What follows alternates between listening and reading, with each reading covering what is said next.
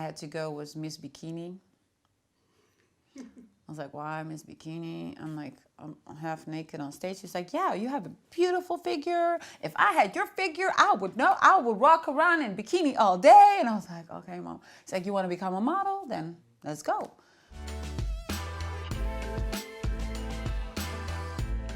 You being a teenager, what were your reference points in terms of music, fashion?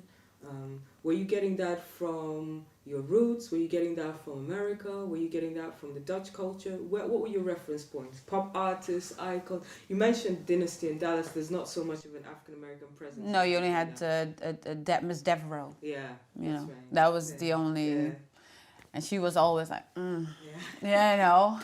I love that, but yeah. But she, everything was on point. It's just like fearless. But for me,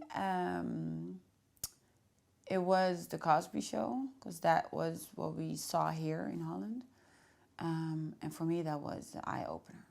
I was like, yeah, see, a black family just like us, and normal, and they straighten their hair, or they have all issues and black issues, and I don't have to explain it to anybody.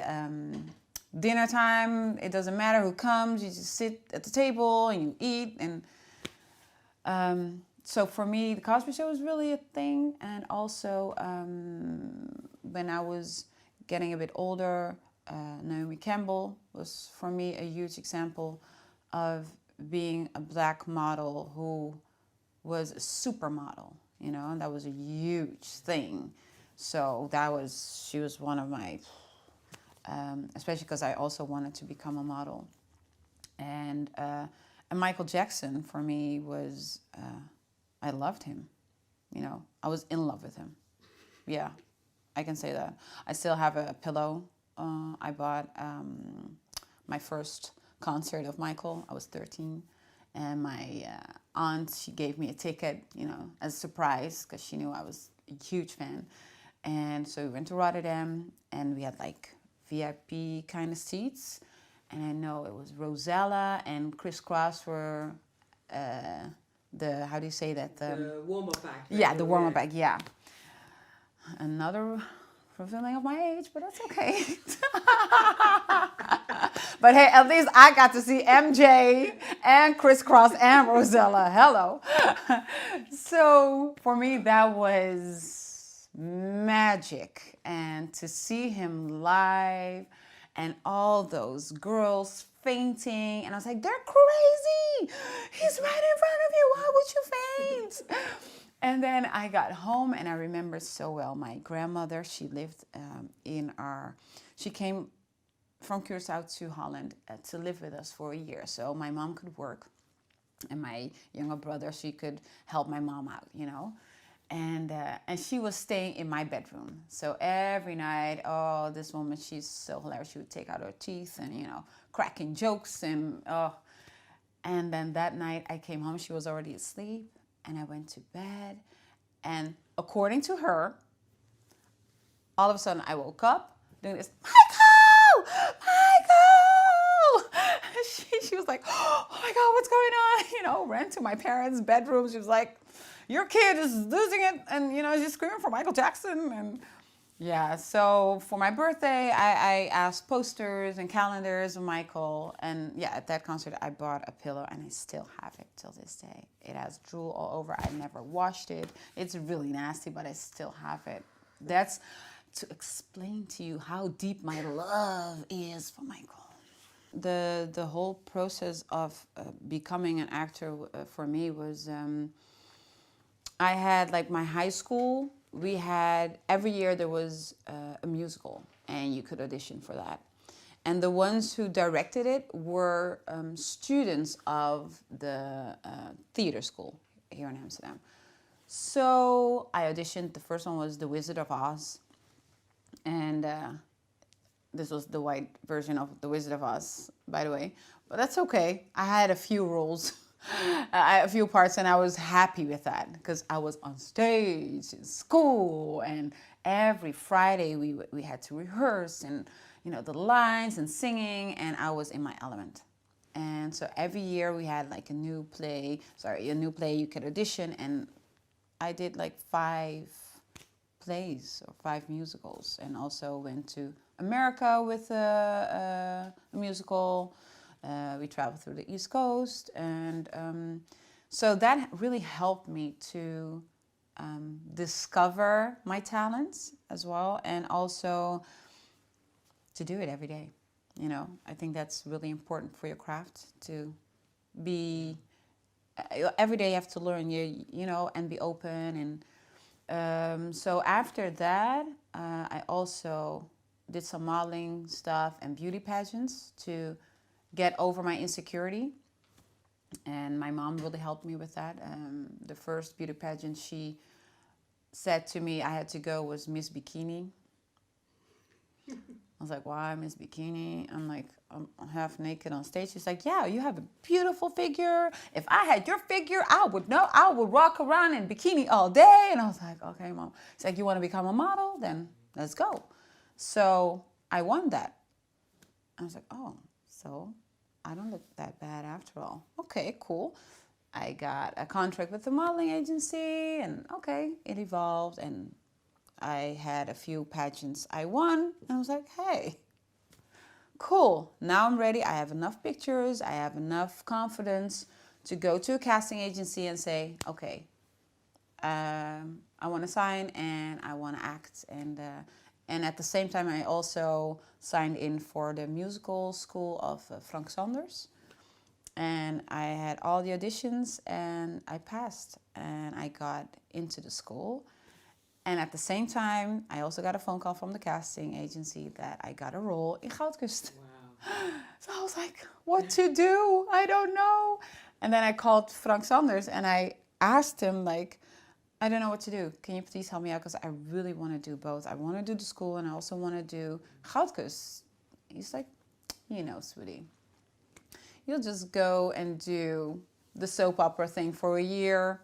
You'll see if you like it. If you don't like it, you can still come in school. And, you know, so that was, for me, was a major thing. I was like, oh, thank you. And so I did Goudkust for a year and a half, and then it stopped. So I called him again. I was like, hey, Frank, does the offer still stand? Although it's, you know, a bit later. He's like, yeah, sure. But I had to wait half a year. So I was doing modeling, the time, master classes, acting workshops.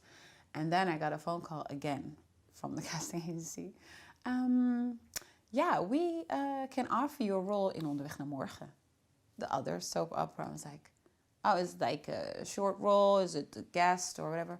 No. It's a solid role. And, oh, do I have to audition? When? No. If you want it, it's yours. When do I start? In 4 days. What? So, because the writers, they're almost all the same writers of all the soap operas, and they already knew me from Goudkust, and they were like, yeah, she's perfect for that role. So, yeah, I had to call Frank again and say, like, I'm sorry, but I'm going to do this. And, yeah, I was in Onderweg naar Morgen for 9 years. Yeah. Did you call him back after 9 years? No. The funny thing is, I saw him. I saw him at a premiere or something, and he was standing there, and I walked up to him. I was like, "Hey, Frank." He's like, "You made the right decision." Yeah. So that for me was thank you. He sounds like an amazing guy. He is. Because he's looking out for your best all the time. Yeah. Not his own ego or anything like that. No, nothing of that. No. So he was always warm and yeah. So he's like, yeah, and he was proud of me for pushing through and going for it. So there are limited roles for the diaspora to perform here. Mm-hmm. Have you found in your career, now we're only talking 4 or 5 years, right? Okay, we don't have to go all the way back. Yeah. Thank you. But you've had a journey and you've established yourself and you're in one of the top shows now. Mm-hmm. So what have you seen change for other actors coming into the industry? Do you feel it's a safer place, a more open place? Or do you feel there's still so many challenges? I think there are still a lot of challenges. I mean, we're making steps, and which is good because in my time it was really hard because when they already had one black person, you know, they were okay. And now what I see is also because of the movement from England, you know, with the quota that you have to, like a percentage of, you know, has to be a representation of the community, of the society, which I think is perfect. And then people would nag and say, yeah, but, you know, talent and blah, blah. I'm like, yo, what do you know about talent if you don't give people a chance? So Are you suggesting that's quite a good model to use in the Netherlands, or it's being used? no, now it's being used in the Netherlands as because there is a movement about how do you say that? Diversity and inclusivity. Yeah, exactly, diversity and inclusivity. And now a lot of, especially the public stations, they have to, because I mean, I pay money to the public stations, you know, and I'm black. Do I see myself on television? You know, too little. So nowadays they have to, and I only applaud that. And what I always say is that how the society is, I want to see that represented in the entertainment business. And as long as we don't see that, then yeah, that's not Holland we're living in. We're living in a country where we have more than 250 cultures, you know, so why don't I see that on television? But we all have to pay taxes, right? Please like and subscribe. Shout at Hues Films.